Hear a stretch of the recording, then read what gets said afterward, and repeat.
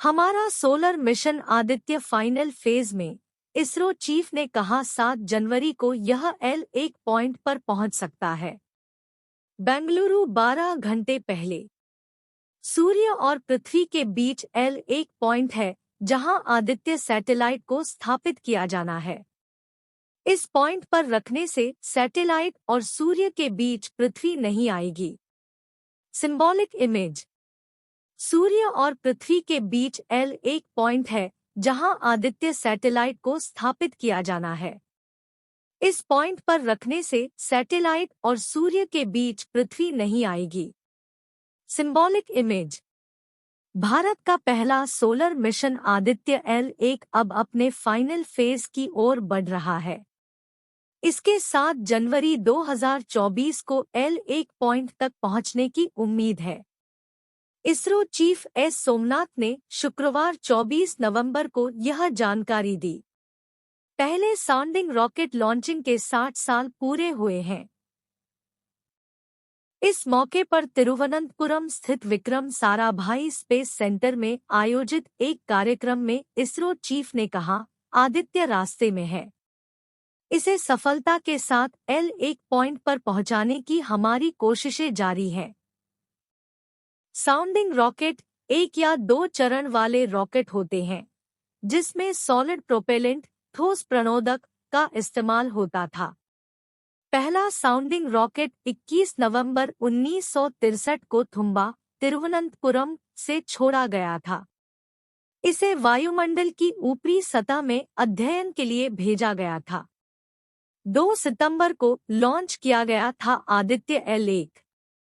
आदित्य को 2 सितंबर की सुबह 11:50 बजे PSLV C-57 के एक्सेल वर्जन रॉकेट के जरिए श्रीहरिकोटा के सतीश धवन स्पेस सेंटर से लॉन्च किया गया था। लॉन्चिंग के 63 मिनट 19 सेकेंड बाद स्पेसक्राफ्ट को पृथ्वी की 235 किलोमीटर x 19,500 किलोमीटर की कक्षा में स्थापित कर दिया गया था। लॉन्चिंग के बाद से आदित्य की ऑर्बिट 2 बार बढ़ाई जा चुकी है। इसके लिए थ्रस्टर फायर किए गए थे। करीब 4 महीने के बाद अब यह 15 लाख किलोमीटर दूर लैग्रेंज पॉइंट 1 तक पहुंचने की ओर बढ़ रहा है। इस पॉइंट पर ग्रहण का प्रभाव नहीं पड़ता, जिसके चलते यहां से सूर्य पर आसानी से रिसर्च की जा सकती है। इसरो ने 7 सितंबर 2023 को आदित्य L1 पर लगे कैमरे से ली गई सेल्फी के साथ पृथ्वी और चंद्रमा की तस्वीरें शेयर की थी। आदित्य ने 4 सितंबर को ये फोटो खींची थी। फोटो में आदित्य पर लगे 2 इंस्ट्रूमेंट VLC और सूट भी दिख रहे हैं। यह फोटो आदित्य L1 ने 4 सितंबर को ली थी, जिसमें पृथ्वी और चंद्रमा एक साथ नजर आ रहे हैं। इसरो ने 7 सितंबर को इसे सोशल मीडिया पर शेयर किया था। दैनिक भास्कर। यह फोटो आदित्य L1 ने 4 सितंबर को ली थी, जिसमें पृथ्वी और चंद्रमा एक साथ नजर आ रहे हैं। इसरो ने 7 सितंबर को इसे सोशल मीडिया पर शेयर किया था। 5 पॉइंट में जाने आदित्य L1 का सफर। लैग्रेंज पॉइंट का नाम इतालवी French mathematician Joseph Louis Lagrange के नाम पर रखा गया है। इसे बोलचाल में L1 नाम से जाना जाता है।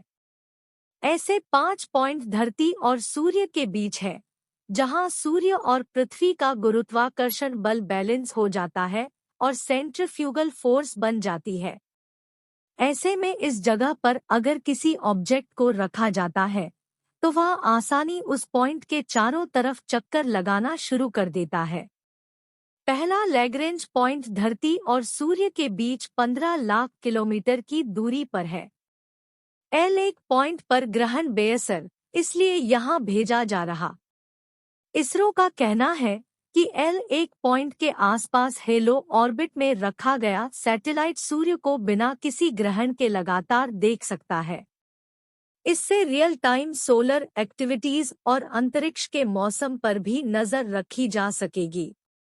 सूर्य की स्टडी क्यों जरूरी? जिस सोलर सिस्टम में हमारी पृथ्वी है, उसका केंद्र सूर्य ही है। सभी 8 ग्रह सूर्य का ही चक्कर लगाते हैं। सूर्य की वजह से ही पृथ्वी पर जीवन है। सूर्य से लगातार ऊर्जा निकलती है। इन्हें हम चार्ज्ड पार्टिकल्स कहते हैं। सूर्य का अध्ययन करके ये समझा जा सकता है कि उसमें होने वाले बदलाव अंतरिक्ष को और पृथ्वी पर जीवन को कैसे प्रभावित कर सकते हैं। प्रकाश का सामान्य प्रवाह जो पृथ्वी को रोशन करता है और जीवन को संभव बनाता है। प्रकाश कणों और चुंबकीय क्षेत्रों का विस्फोट जिससे इलेक्ट्रॉनिक चीजें खराब हो सकती हैं। इसे सोलर फ्लेयर कहा जाता है। जब ये फ्लेयर पृथ्वी तक पहुंचती है तो धरती की मैग्नेटिक फील्ड हमें इससे बचाती है। अगर ये ऑर्बिट में मौजूद सैटेलाइटों से टकरा जाए तो ये खराब हो जाएंगी और पृथ्वी पर कम्युनिकेशन सिस्टम से लेकर अन्य चीजें ठप पड़ जाएंगी। सबसे बड़ा सोलर फ्लेयर 1859 में पृथ्वी से टकराया था। इसे कैरिंगटन इवेंट के नाम से जाना जाता है।